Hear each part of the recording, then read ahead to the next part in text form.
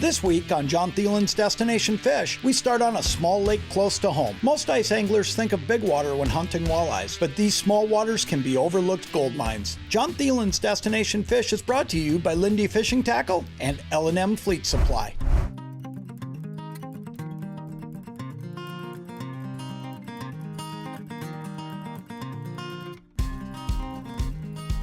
Here he comes.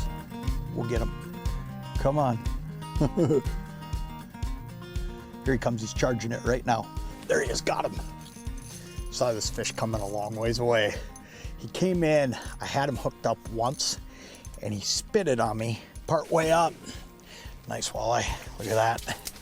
Great way to get our day started. Here is what we're gonna talk about today. You know, every 3-4 years, you get one of those years where it is so hard to get out on big bodies of water because of ice conditions. But you know what? There's a whole bunch of great opportunity that gets overlooked in that scenario, and that is small water walleyes. And that's what I want to talk about today, because I'm fishing a lake where I might be the only guy on it walleye fishing. And there are opportunities that exist like this all over the Midwest. And it's plain and simply because the DNRs from Minnesota, Wisconsin, what they do is they dump a ton of walleyes into these smaller waters.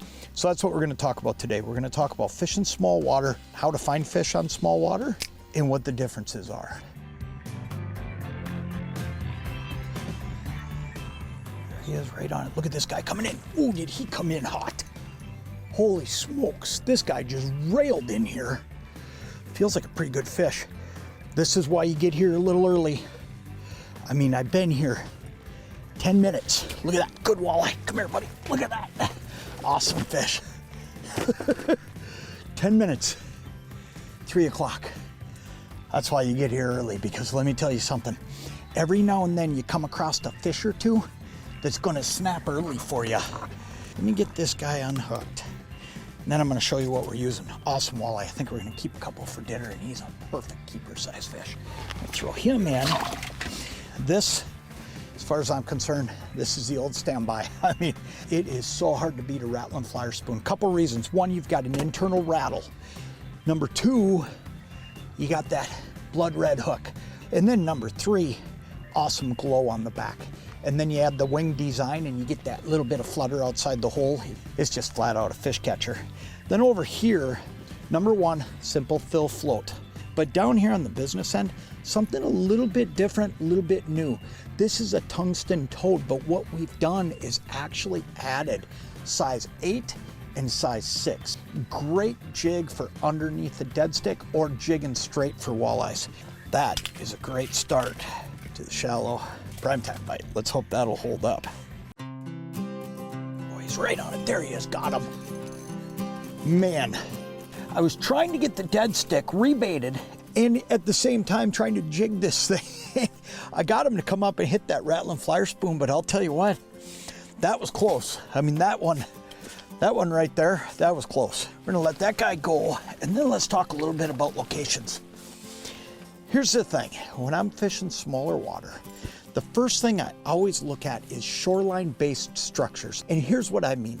If a fish is 10 miles out in the basin on a big lake, he's not gonna swim back to shore at prime time. So when you have those smaller basins, what happens is these fish will somewhat just come and go because they don't have a basin to just keep meandering, and all of a sudden find themselves 10 miles out chasing bait.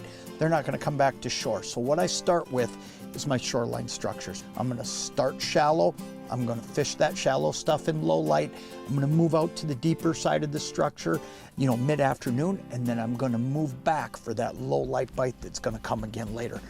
If you look at that location thought process, it's a lot easier on small lakes than it is on big lakes, because you don't have to pick apart miles and miles and miles of basin. On smaller lakes, you get the opportunity to base it around what you have on a shoreline. Jon Thelen's Destination Fish is brought to you by these fine sponsors.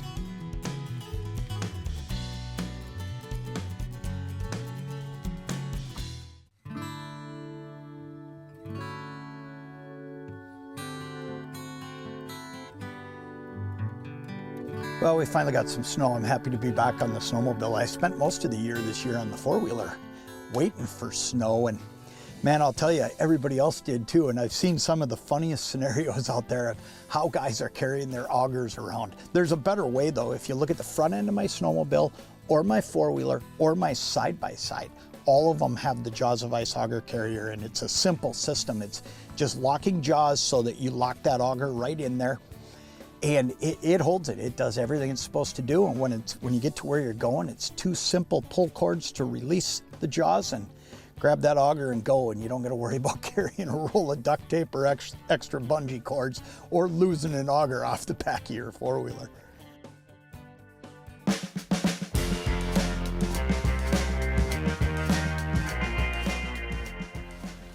Here we go. Got him. Yeah, feels like a pretty good fish. Yeah, it's a good fish. You can just tell. You can just tell when you see him swim across on that mega live.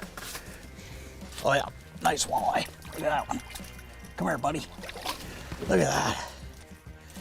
Man, this is just good stuff.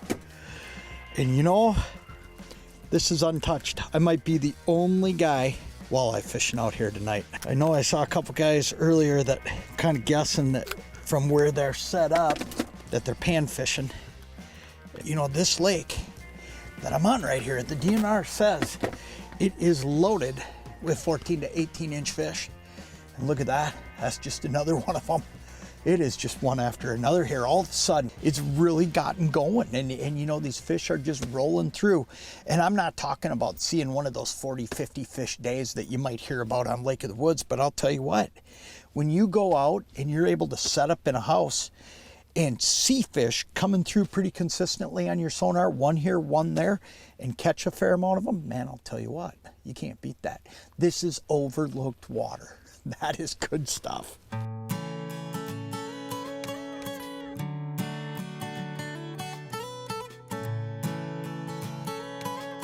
We left shore today in 17 below. It's 10 below for a high today. It's balmy. I'll tell you what though, when it comes to ice suits, you gotta have something that's gonna keep you warm, but then when you're fishing in a portable, you gotta be able to sit down in the portable and not get too hot. It needs to breathe.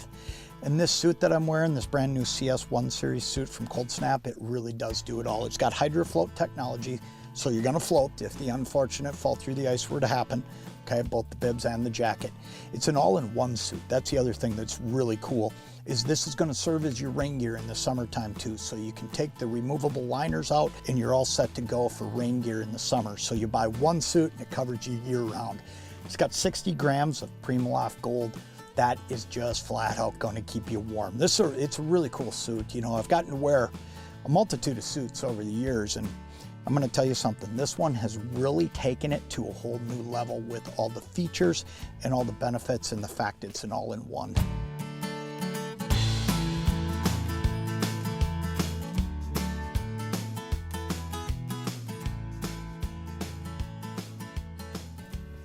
There he is.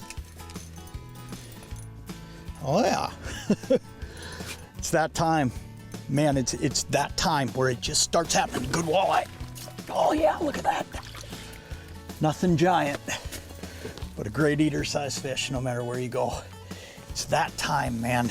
I'll tell you, these small bodies of water, you can just count on that prime time. When it happens, it just flat out happens. You just gotta love it. I'll tell you what, next time you're faced with one of those situations, there's another one coming in right now. Try to hustle here. Next time you're faced with one of those situations where you can't get on the body of water you might want to, maybe you can't get there for the weekend, maybe it's too long a drive, don't be afraid to get out and hit up some of these small lakes, because I'll tell you what, there's a doggone good bite that takes place day in and day out on these lakes. The whole key is just making a few little adjustments. You make those adjustments, you're gonna do what we've been able to do today. You just pick your way through them, get some shallow, get some deep, fish your low light in shallow, and look at those shoreline structures. Jon Thelen's Destination Fish has been brought to you by these great sponsors.